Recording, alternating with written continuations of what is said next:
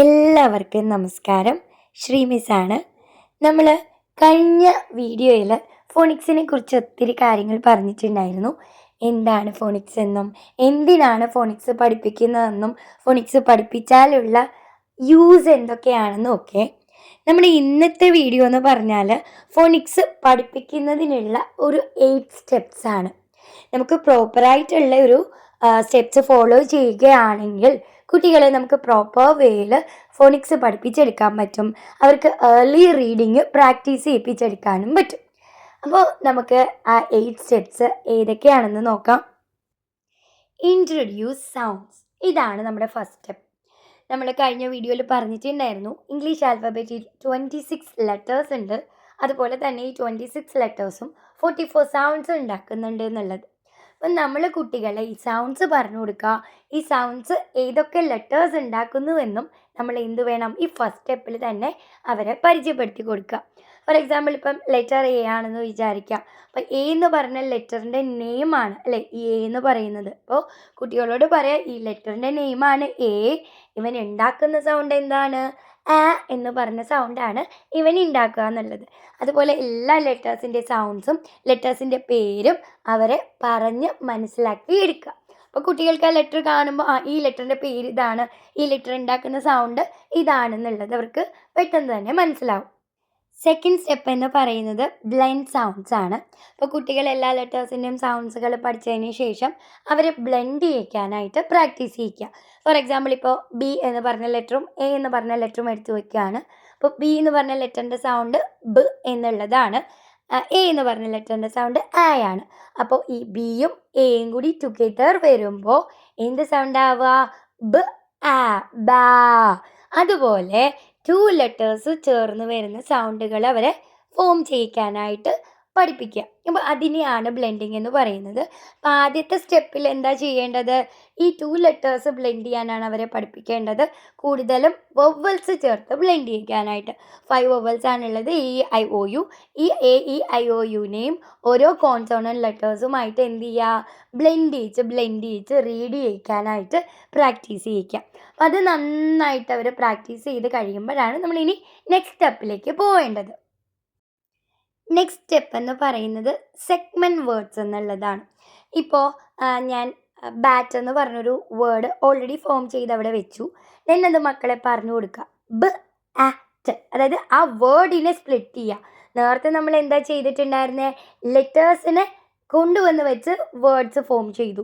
ഇവിടെ എന്ത് ചെയ്യുക, വേർഡ്സിനെ ഓൾറെഡി എടുത്ത് വെച്ചിട്ട് സ്പ്ലിറ്റ് ചെയ്ത് പഠിപ്പിക്കുക. അതായത് ഇപ്പോൾ ആൻഡ് എന്ന് ഞാൻ എടുത്തു വെച്ചു ഒരു വേർഡ്, ഓക്കെ, ആ ആൻഡിനെ ഓരോ ലെറ്റേഴ്സായിട്ട് സ്പ്ലിറ്റ് ചെയ്യുമ്പോൾ ഓരോ സൗണ്ട്സ് കിട്ടും. അതായത് ഏടത് ആ ട് ആൻഡ് അങ്ങനെയാണ് അവരെ നെക്സ്റ്റ് സ്റ്റെപ്പിൽ നമ്മൾ കൂടുതൽ 3 ലെറ്റേഴ്സ് വേർഡ്സ്, അതായത് CVC വേർഡ്സ് പ്രാക്ടീസ് ചെയ്യിക്കാം, CVCC വേർഡ്സ് പ്രാക്ടീസ് ചെയ്യിക്കാം. അപ്പോൾ അങ്ങനെയുള്ള വേർഡ്സുകളൊക്കെ കൂടുതൽ എന്ത് ചെയ്യുക, പ്രാക്ടീസ് ചെയ്യിപ്പിക്കുക. അതായത് വേർഡ്സ് എടുത്തു വെച്ചു ആ വേർഡ്സിനെ സ്പ്ലിറ്റ് ചെയ്ത് പഠിപ്പിക്കുക. നെക്സ്റ്റ് സ്റ്റെപ്പ് എന്ന് പറയുന്നത് സൗണ്ട് വേർഡ് ബിൽഡിംഗ് എന്നുള്ളതാണ്. ഇതിലെന്ന് പറഞ്ഞാൽ നമുക്ക് കുട്ടികൾക്ക് മാഗ്നറ്റിക് കാർഡ്സോ അല്ലെങ്കിൽ നമ്മളിപ്പോൾ പ്രിൻ്റ് ഔട്ട് എടുത്ത എല്ലാ ലെറ്റേഴ്സും കട്ട് ചെയ്തവർക്ക് കൊടുത്താലും മതിയാവും. ദെൻ നമ്മൾ ചെയ്യേണ്ടത് നമ്മൾ വേർഡ്സ് പറയുക, കുഞ്ഞു വേർഡ്സുകൾ പറയുക, കുട്ടികൾക്ക് ചെയ്യാൻ പറ്റുന്ന. ഓക്കെ, ആ വേർഡ്സുകൾ പറയുമ്പോൾ അവർ ആ വേർഡിനെ സ്പ്ലിറ്റ് ചെയ്ത് ഇതിൽ നിന്ന് ലെറ്റേഴ്സ് ഫൈൻഡ് ചെയ്ത് ആ വേർഡ്സുകളെ എന്ത് ചെയ്യും, ഫോം ചെയ്യും. കഴിഞ്ഞ സ്റ്റെപ്പിൽ നമ്മൾ അവർക്ക് ഓൾറെഡി പറഞ്ഞു കൊടുത്തിട്ടുണ്ട് വേർഡ്സ് എങ്ങനെയാണ് സ്പ്ലിറ്റ് ചെയ്യുക എന്നുള്ളത്. അപ്പോൾ അത് വെച്ചിട്ട് ഇവിടെ അവരെന്ത് ചെയ്യും, വേർഡ്സ് അവരായിട്ട് ഫോം ചെയ്യും. അങ്ങനെ ഫോം ചെയ്യുന്നതിലൂടെ ഒത്തിരി ഗുണങ്ങളാണ് അവർക്ക് കിട്ടുക. ഒന്നെന്ന് പറഞ്ഞാൽ നമ്മൾ ഇങ്ങനെ മിക്സപ്പ് ആയിട്ട് എല്ലാ ലെറ്റേഴ്സും കൂടി ഇടുമ്പോൾ അതിൽ നിന്ന് അവർക്ക് ഇപ്പോൾ ഫാറ്റ് എന്ന് പറഞ്ഞൊരു വേർഡാണ് നമ്മൾ പറഞ്ഞു കൊടുക്കുക. അപ്പോൾ അവരത് ഓൾറെഡി ഐഡൻറ്റിഫൈ ചെയ്തിട്ടുണ്ടാവും ഫ് ആറ്റ് എന്ന്. അപ്പോൾ ഫ് കണ്ടുപിടിക്കുമ്പോൾ പല ലെറ്റേഴ്സും മിക്സ് ആയിട്ട് കിടക്കുകയാണല്ലോ, ആ കൂട്ടത്തിൽ നിന്ന് എഫ് കണ്ടുപിടിക്കുമ്പോൾ പല ലെറ്റേഴ്സ് ഇതല്ല എഫ് അല്ലെങ്കിൽ ഇതല്ല എല്, അങ്ങനെ അവർക്ക് മനസ്സിലാക്കി എടുക്കാനും പറ്റും.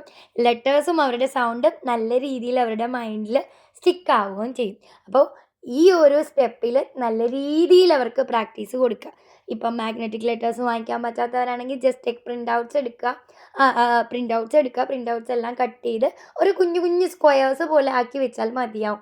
ഒരു കാർട്ടൺ ബോക്സിലേക്ക് അത് സ്റ്റിക്ക് ചെയ്യുകയോ അല്ലെങ്കിൽ കുറച്ച് ഹാർഡായിട്ടുള്ള ചാർട്ട് പേപ്പറിൽ നമ്മൾ തന്നെ എഴുതി കട്ട് ചെയ്തവർക്ക് കൊടുത്താലും മതിയാവും. അപ്പോൾ അത് കുറച്ചും കൂടി നല്ല രീതിയിൽ അവർക്ക് എഫക്റ്റായിട്ട് വരുവാൻ ചെയ്യും. നെക്സ്റ്റ് സ്റ്റെപ്പ് എന്ന് പറയുന്നത് ഫോണിക്സ് പാറ്റേൺസ് ആണ്. ഓക്കെ, നമ്മൾക്ക് കുട്ടികളെ കുറച്ച് കോമൺ പാറ്റേൺസുകൾ പഠിപ്പിക്കാൻ പറ്റും. അതായത് ഒരു വേർഡ് ഫാമിലീസ് എന്നൊക്കെ നമ്മൾ പറയും. അതായത് ഇപ്പോൾ ആൻ, ഈ ആൻ എന്ന് പറയുന്നത് ഒരു വേർഡ് ഫാമിലിയാണ്. അതിൻ്റെ ഫ്രണ്ടിൽ ഖ് ചേർത്താൽ അത് ക്യാനായി, ഫ് ചേർത്താൽ അത് ഫാനായി, വ് ചേർത്താൽ അത് വാനായി. അങ്ങനെ അങ്ങനെ അങ്ങനെ നമ്മൾക്ക് എന്ത് ചെയ്യാം, കുട്ടികൾക്ക് റീഡിങ്ങിൽ കുറച്ചും കൂടി പ്രാക്ടീസ് കൊടുക്കാൻ പറ്റും.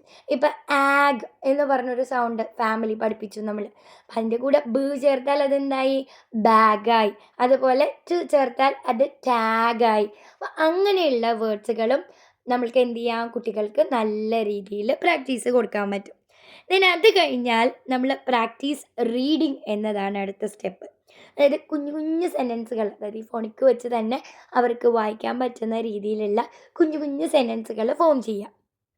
അപ്പോൾ ഐ ക്യാൻ സി എന്ന് പറഞ്ഞാൽ അവർക്ക് ഉറപ്പായിട്ടും ഫോണിക്ക് പഠിച്ചു കഴിഞ്ഞാൽ റീഡ് ചെയ്യാൻ പറ്റും. അപ്പം അങ്ങനെയുള്ള ചെറിയ ചെറിയ സെൻറ്റൻസ് ആക്കി വായിക്കുക. ഐ സിറ്റ്, അവർക്ക് ഈസി ആയിട്ട് വായിക്കാൻ പറ്റും ആ സെൻറ്റൻസ്. അപ്പം അങ്ങനെയുള്ള കുഞ്ഞു കുഞ്ഞു രീതിയിലുള്ള സെൻറ്റൻസുകളെ അവർക്ക് റീഡ് ചെയ്യിക്കാനായിട്ട് നമ്മൾക്ക് ഈ സ്റ്റെപ്പിൽ പ്രാക്ടീസിങ് കൊടുക്കാൻ പറ്റും. അടുത്ത സ്റ്റെപ്പ് എന്ന് പറയുന്നത് ഗെയിംസ് ആൻഡ് ആക്ടിവിറ്റീസ് ആണ്. അതിൽ നമ്മൾക്ക് പല രീതിയിലുള്ള ഇപ്പം നഴ്സറി റൈംസ് ഈ സൗണ്ട്സ് വെച്ചിട്ട് വേണമെങ്കിൽ നമുക്ക് പാടിപ്പിക്കാം. അതുപോലെ ഡിഫറെൻറ്റ് ഗെയിംസുകൾ പഠിപ്പിക്കാം, കളിപ്പിക്കാം. അതുപോലെ തന്നെ ഇപ്പോൾ കുറച്ച് പസിലുകൾ ചെയ്യുന്ന പോലെ കുറച്ച് ഇപ്പോൾ എ എന്ന് പറഞ്ഞ ലെറ്റർ കൊണ്ട് ഫോം ചെയ്യുന്ന കുറച്ചധികം വേർഡ്സുകൾ എഴുതുക, എന്നിട്ട് ഷഫിൾ ചെയ്യുക, അത് കണ്ടുപിടിക്കുക. അങ്ങനെയുള്ള കാര്യങ്ങൾ നമ്മൾക്ക് കുട്ടികൾക്ക് പ്രാക്ടീസ് കൊടുക്കാൻ പറ്റും. ഇനി ഏറ്റവും ലാസ്റ്റ് സ്റ്റെപ്പാണ് അസസ് ആൻഡ് റിവ്യൂ എന്നതാണ് ഏറ്റവും ഇമ്പോർട്ടൻ്റ് ആയിട്ടുള്ള സ്റ്റെപ്പ് എന്ന് പറയുന്നത്. നമ്മുടെ കുട്ടികൾക്ക് പഠിച്ച കാര്യങ്ങൾ മനസ്സിലായിട്ടുണ്ടോ എന്നറിയാനാണല്ലോ അസസ്മെൻറ്റുകളൊക്കെ നടത്തുന്നത്. അതുപോലെ തന്നെ നമ്മുടെ കുട്ടി പഠിച്ചിട്ടുള്ള സൗണ്ട്സ് അവരിപ്പോഴും ഓർത്തിരിക്കുന്നുണ്ടോ, അവർക്ക് അറിയുമോ ഇത് ഏത് ലെറ്ററാണ് അല്ലെങ്കിൽ ഇത് ഏത് സൗണ്ടാണ് എന്നുള്ളത് നമ്മൾ എന്ത് ചെയ്യുക, കണ്ടിന്യൂ പ്രാക്ടീസ് ചെയ്യുന്ന കൂട്ടത്തിൽ തന്നെ. ഇപ്പോൾ ഇന്ന് ഞാനൊരു ലെറ്റർ പഠിപ്പിച്ചു, അതുപോലെ നെക്സ്റ്റ് ഡേ ഒരെണ്ണം പഠിപ്പിച്ചു, അങ്ങനെ ഇപ്പോൾ ഒരു 10th ഡേ ആയി എന്ന് വിചാരിക്കുക, അല്ലെങ്കിൽ 10th ലെറ്റേഴ്സ് പഠിപ്പിച്ചു എന്ന് വിചാരിക്കാം, 10 ലെറ്റേഴ്സ് പഠിപ്പിച്ചു എന്ന് വിചാരിക്കാം. ആ 10 ലെറ്റേഴ്സും നമ്മൾ എന്ത് ചെയ്യുക, ആ ബിഫോർ നമ്മൾ പഠിച്ച ലെറ്റേഴ്സും അവരെ റിവൈസ് ചെയ്തതിന് ശേഷം മാത്രം നെക്സ്റ്റ് ലെറ്റർ പഠിപ്പിക്കുക. അപ്പോൾ അവർക്ക് എന്ത് ചെയ്യും, നല്ല രീതിയിൽ അവർക്ക് മനസ്സിൽ സ്റ്റിക്കാവുകയും ചെയ്യും. അല്ലാതെ ഞാൻ ഇന്നൊരു ലെറ്റർ പഠിപ്പിച്ചു, നാളെ പുതിയത് പഠിപ്പിക്കുമ്പോൾ ഇന്നത്തേത് റിവൈസ് ചെയ്തില്ല എന്നുണ്ടെങ്കിൽ അവരുടെ മനസ്സിൽ നാളെയുള്ളത് ഉണ്ടാവുകയുള്ളൂ. നമ്മൾ ബിഫോർ ഡേ പഠിപ്പിച്ചത് അവരുടെ മനസ്സിൽ ഉണ്ടാവില്ല. അപ്പോൾ ഡെയിലി എന്ത് ചെയ്യുക, അവർക്ക് നല്ല രീതിയിൽ മനസ്സിലായിട്ടുണ്ടോ, അതിപ്പോഴും അവർക്ക് ഓർക്കുന്നുണ്ടോ എന്നുള്ളത് പ്രാക്ടീസ് ചെയ്യിക്കാനും കൂടി മറക്കരുത്. അതുപോലെ തന്നെ റീഡിങ് പഠിച്ചു കഴിഞ്ഞാൽ ഡെയിലി ഒരു എന്താ പറയുക, ഒരു 10 to 15 മിനിറ്റ്സ് എങ്കിലും അവരെ മാക്സിമം റീഡ് ചെയ്യിക്കുക. ഇന്ന് വായിച്ച വേർഡ്സ് തന്നെ ആവണമെന്നില്ല, നാളെ വേറെ വേർഡ്സുകൾ ഒരു 5 to 10 വേർഡ്സ് ആയാലും മതിയാവും. എടുക്കുക, അവരെ കൊണ്ട് റീഡ് ചെയ്യിക്കുക. അപ്പോൾ അവരുടെ റീഡിങ് സ്കില്ല് ഇമ്പ്രൂവ് ചെയ്യാനായിട്ടും ഇത് വളരെയധികം ഹെൽപ്പ് ചെയ്യുന്നതായിരിക്കും. അപ്പോൾ ഇന്നത്തെ വീഡിയോ ഇത്രയേ ഉള്ളൂ. നാളത്തെ വീഡിയോയിൽ എന്താണ് CV words, CVC words, CVCC words എന്നുള്ളതായിരിക്കും. അപ്പോൾ സ്റ്റേ ട്യൂൺ. Bye bye.